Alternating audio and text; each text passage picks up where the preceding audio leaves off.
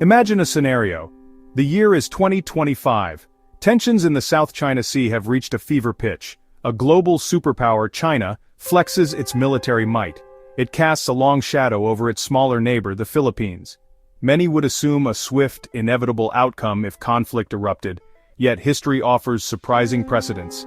It whispers tales of outnumbered forces achieving stunning victories. Could the Philippines, against formidable odds, outsmart and overcome China once more? This question is not mere fantasy. It is rooted in the remarkable spirit and strategic acumen demonstrated by Filipino soldiers in past conflicts. The echoes of such defiance resonate even today. The idea of a smaller nation successfully resisting a larger aggressor is compelling. It speaks to the power of courage, strategy, and national will. In the annals of military history, there are moments where the script is flipped. The underdog, through sheer determination and clever tactics, turns the tables. For the Philippines, such a moment is not just a theoretical possibility, it is a part of their proud military heritage. The Battle of Yultong during the Korean War stands as a stark reminder. A small Filipino contingent faced an overwhelming Chinese force. The outcome of that battle defied all expectations. This historical precedent is crucial. It informs the present and offers lessons for the future. The story of Yultong is more than just history, it's a blueprint of resilience. Therefore, to ask if the Philippines can outsmart China again is to delve into a complex analysis.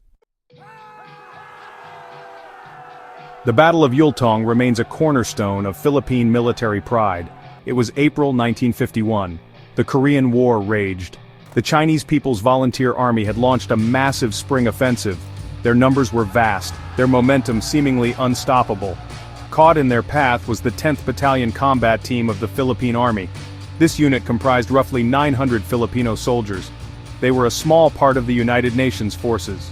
Their task was to hold a crucial sector near Yultong. They found themselves facing an enemy estimated at 40,000 strong. The odds were almost 50 to 1.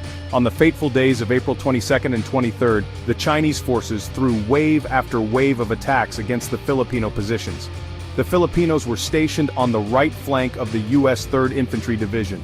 Their stand was critical. If they broke, the entire UN line could unravel. The fighting was ferocious, often at close quarters.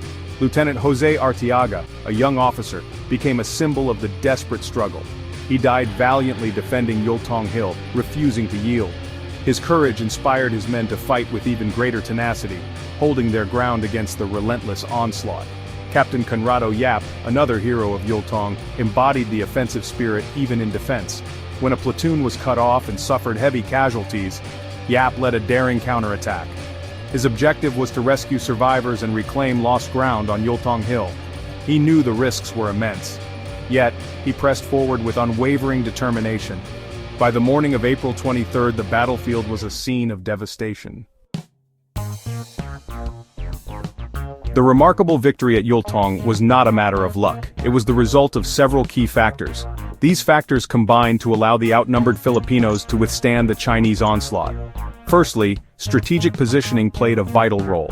The Filipino soldiers expertly utilized the high ground available to them. This gave them a commanding view of the approaching enemy formations. They could anticipate movements and direct their fire more effectively. This advantage, though simple, was crucial in managing the waves of attackers. Secondly, the Filipinos demonstrated exceptional precision firepower. Their training in the use of small arms and machine guns proved decisive. They did not waste ammunition. Instead, they delivered accurate and sustained fire into the ranks of the advancing Chinese. This disciplined approach to firepower inflicted heavy casualties on the attackers. Fortified defense was another critical element of their success. The Filipino soldiers had prepared their positions well. They used trenches, bunkers, and natural barriers to their advantage. These fortifications provided essential protection. Finally, the victory was a product of superior training, discipline, and adaptability. Their spirit, combined with these tactical advantages, forged an unforgettable victory. Fast forward to the present day, 2025. The geopolitical climate in the South China Sea is fraught with tension. China's assertions of sovereignty over vast swaths of these waters, often referred to by Manila as the West Philippine Sea, have led to increasing friction. Beijing has significantly ramped up its military presence. Chinese Coast Guard vessels and maritime militia engage in actions that the Philippines and its allies deem aggressive. These actions include the harassment of Filipino fishermen and interference with Philippine supply missions to its outposts. The situation remains highly volatile, a constant source of regional instability. Recent incidents underscore the escalating nature of these encounters. For instance, in February 2025, a Chinese Navy helicopter reportedly flew dangerously close, within a mere 10 feet, of a Philippine patrol plane over Scarborough Shoal. This standoff, lasting 30 minutes, drew condemnation from both the Philippines and the United States. Earlier in November 2024, Philippine efforts to reinforce its maritime rights were met with large-scale Chinese military drills. And in August 2024, Chinese fighter jets deployed flares against a Philippine aircraft. These are not isolated events but part of a pattern of behavior. Section 5. Shadows of Conflict. Envisioning a Chinese Advance. While diplomatic solutions are always preferred, it is prudent to consider hypothetical conflict scenarios. If China were to escalate beyond its current gray zone tactics towards a more direct military confrontation, how might such an advance unfold? Analysts suggest a phased approach. The first phase would likely involve an intensification of current activities. This could mean more aggressive Chinese patrols, increased harassment of Filipino fishermen and supply vessels, and the establishment of more comprehensive naval blockades around key features in the West Philippine Sea, effectively tightening the noose. The second phase would likely focus on justification and narrative control. China might accuse the Philippines of serious provocations or of violating agreements. Disinformation campaigns could be launched, spreading false stories to confuse international opinion and to portray any subsequent Chinese military action as a necessary, defensive, or even a peacekeeping measure. This psychological warfare would aim to isolate the Philippines diplomatically and create a pretext for more overt military movements. Should these initial phases not achieve Beijing's objectives, a third phase involving direct military movement could commence. This might see amphibious assault ships, carrying troops and equipment, positioned near strategically important Philippine islands like Palawan or those in the Batanes Island group. Drones and fighter jets could be launched from bases on Hainan Island or from artificial islands in the South China Sea. These forces would aim to establish air and sea superiority in targeted areas. Troops might then be positioned for potential landings, perhaps initially targeting remote or lightly defended islands, or even parts of Luzon. Section 6. The Archipelago's Resolve Philippine Defense in the 21st Century. In the face of these modern challenges, the Philippines is not standing idle. Its defense strategy is multifaceted, relying on the coordinated efforts of its Navy, Army, and Air Force. The Armed Forces of the Philippines, or AFP, have been undergoing a modernization program, gradually acquiring new assets and capabilities.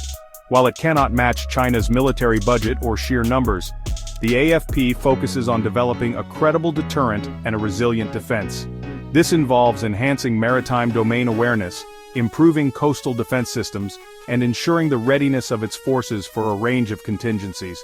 A key component of Philippine defense thinking involves leveraging its archipelagic nature. Should an aggressor attempt a ground invasion, the Philippines would likely employ asymmetric warfare strategies. Guerrilla tactics, honed through decades of internal security operations, could prove highly effective in bogging down a larger conventional force. Section 7. Alliances and Vigilance, the International Dimension. The Philippines' most significant security alliance is its Mutual Defense Treaty, or MDT, with the United States. This treaty, signed in 1951, stipulates that both nations would support each other if either were attacked by an external party. The precise conditions under which the MDT would be invoked in the context of the South China Sea disputes have been a subject of ongoing discussion and clarification. However, U.S. officials have repeatedly affirmed its applicability to armed attacks on Philippine armed forces, public vessels, or aircraft in the Pacific, including the South China Sea. This treaty serves as a critical deterrent. Should an armed attack occur, triggering the MDT, U.S. intervention could take various forms. Economically, Washington could spearhead efforts to impose severe sanctions on China, targeting its financial institutions and trade. Militarily, the U.S. possesses formidable power projection capabilities. This could involve the deployment of U.S. aircraft carriers, destroyers, submarines, and advanced fighter aircraft to the region. U.S. Special Operations Forces might also be deployed to advise and assist Philippine forces. Crucially, the U.S. would provide extensive intelligence support, leveraging its satellite and drone surveillance networks. Beyond the United States, the Philippines has been diligently cultivating a network of security partnerships. Nations like Japan and Australia have significantly deepened their defense cooperation with Manila, conducting joint drills and providing equipment and training. Section 8. The Dragon's Gamble: Why China Might Stumble. Despite China's immense military and economic power, an invasion or major military action against the Philippines would be a monumental gamble, fraught with potential disadvantages and risks of defeat. One significant factor working against China is the lack of surprise. The current tensions in the South China Sea are under intense international scrutiny. Any significant buildup of Chinese forces or aggressive maneuvers would be quickly detected and publicized. This transparency deprives China of the element of surprise, a critical advantage in many military operations, allowing the Philippines and its allies time to prepare and respond. Furthermore, there is a persistent risk that Beijing might underestimate the Filipino spirit and resolve. History, particularly the Battle of Yultong, demonstrates the fierce determination of Filipino soldiers when defending their sovereignty. Section 9. Yultong's Legacy: Resilience as a Path to Future Triumph. Comparing the historical context of the Battle of Yultong with a hypothetical modern conflict reveals both stark differences and enduring truths. At Yultong, the Filipinos faced a numerically superior Chinese force in a conventional land battle, albeit as part of a larger international coalition. Today, the Philippines confronts a China that is a global economic and military power, with advanced naval, air, and missile capabilities. The theater of potential conflict is primarily maritime, involving complex issues of international law and territorial claims. The technological landscape of warfare has also been utterly transformed since 1951. Despite these changes, the core lessons from Yultong remain profoundly relevant. The strategic brilliance, adaptability, and sheer courage displayed by the Filipino soldiers at Yultong are qualities that transcend time and technology. The effective use of terrain, disciplined firepower, and strong leadership were crucial then, and their modern equivalents, smart tactics, technological proficiency, and unwavering resolve would be just as vital today. The spirit of a nation defending its homeland, its inherent right to exist and prosper free from coercion, is a timeless and powerful motivator that China would do well not to underestimate.